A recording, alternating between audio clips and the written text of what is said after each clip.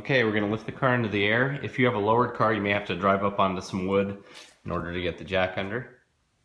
So we lifted on the beam there and put our jack stand at the front, and we're going to do the same on the other side.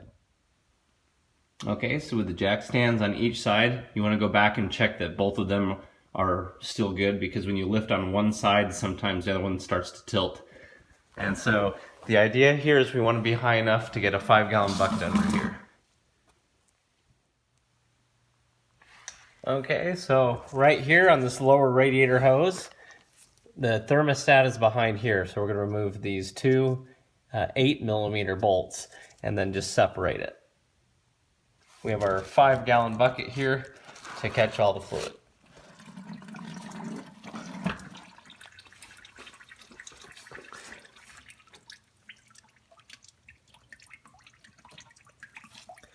Okay.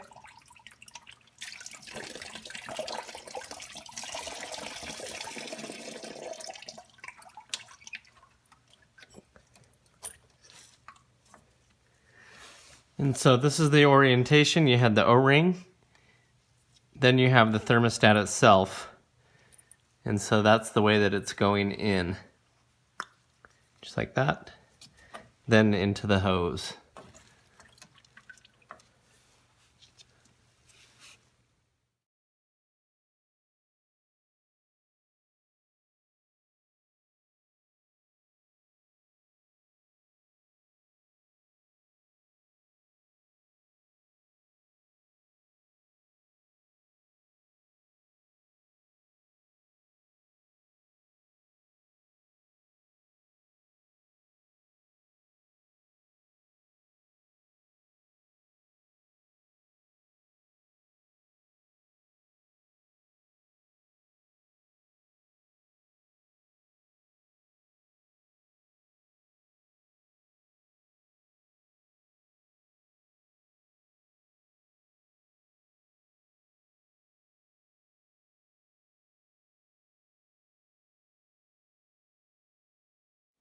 Okay, so now we're going to fill and burp the cooling system. So you do want the front of the car up in the air.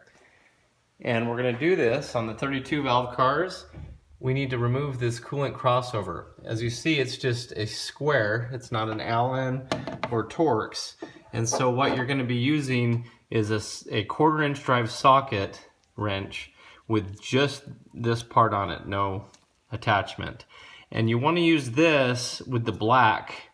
Or if you have an impact that's black, you want to do that. I have used the chrome ones before, and they've snapped right off if you've used like an extension with a little chrome top, and it's just snapped off inside of here.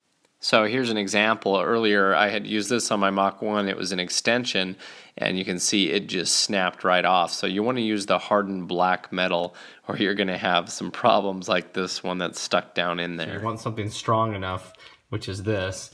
And as you can see, these get rounded out a little bit too, so you might even want to wrap this. Now, the trick with these also is heat. These get really, really hard to take off, so we're taking an actual heat gun, not a hairdryer, and we're gonna just heat this up pretty good. So make sure you don't melt any of your connections or anything in here. Just kind of hit it at the top, get it hot right here.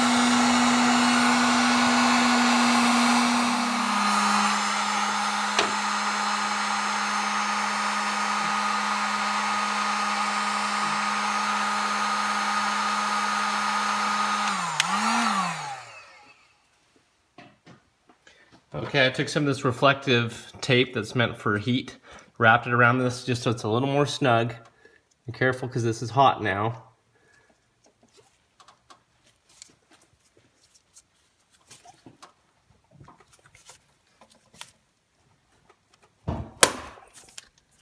There we go. Popped it right open. Okay, and that's going to be hot, so be careful with it.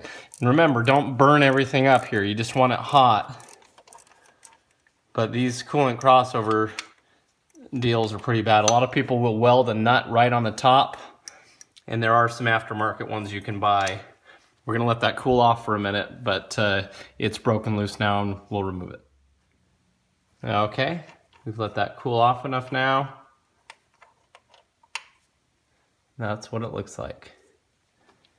Okay, so this is where we're going to be filling the coolant system. So we're just going to put our funnel in here and start adding our coolant. Now, if you have a bone dry radiator, if you were doing that, I would recommend taking this off and dumping the fluid down this hose so it goes directly into the radiator. That's going to be a real good way to fill it up, because that goes down right into the radiator. Don't just fill it up here on the expansion tank. The expansion tank does have a line that comes out of the bottom, but it also just has, you know, smaller lines that we're not as interested in. But anyway, your options, if you want, pour it directly into this one going that way.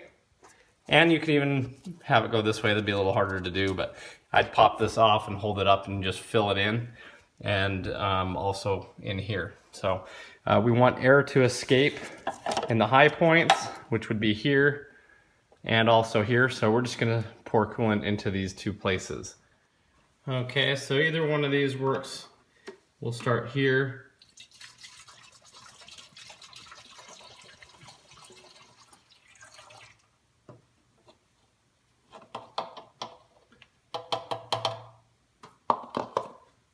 Okay, so the expansion tank's pretty full. Now we're just gonna fill it here. Okay, so we're pretty full here in the expansion tank. If you want to pinch some of these lines, you can, but we're gonna start filling here in the crossover.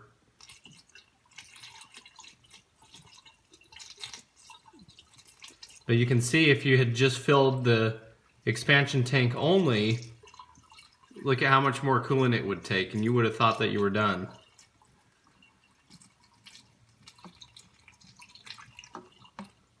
We're going to keep filling this up.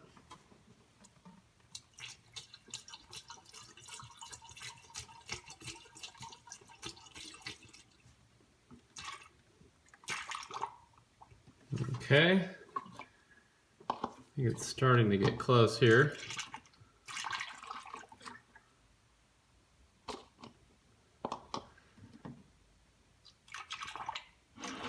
Okay, so now it's pretty close to where it's overflowing.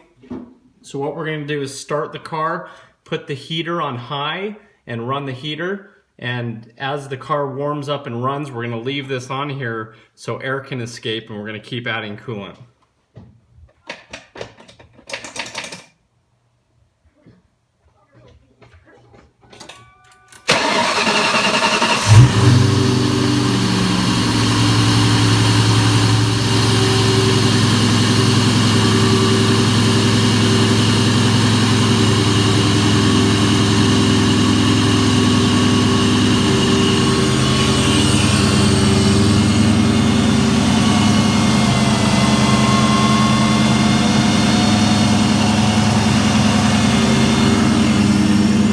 Okay, we're going to let it run like this for a few minutes to get warmed up.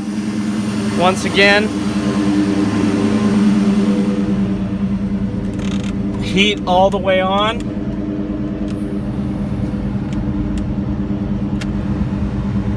Full throttle. Full heat as high as it'll go.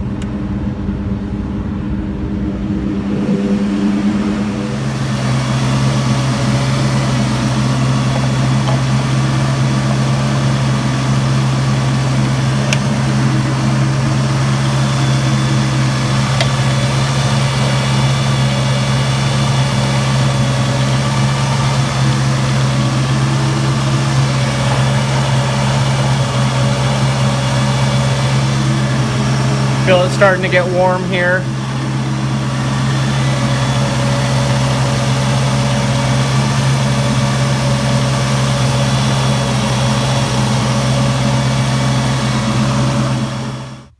Okay, so we're looking good. We put our cap back on here. I put just a little bit of anti-seize on the threads. So there's a gasket, the rubber gasket there. So on the top side of that, we put a little bit of anti-seize. It shouldn't get into the coolant or anything that way. And we're gonna put this back on now. Thread that nice and snug. And then now the key, after we tighten that down, is drive the car around with the heat on for a while, and it'll balance things out for this particular tank, because you'll see other tanks on the side, it'll say the maximum fill line. This one, the maximum fill line is pretty much here because it has the expansion air section here, and that's where any excess will go out of this tube and back into the radiator. So anyway, at this point we just want to drive the car around, get it to full operating temperature, but we're... Okay, the coolant crossover plug is tight again. And then we just went over and we lifted on the driver's side. And now we're gonna lower it here on the passenger side with our blocks of wood here so that we don't hurt the side of the car since this car is lowered.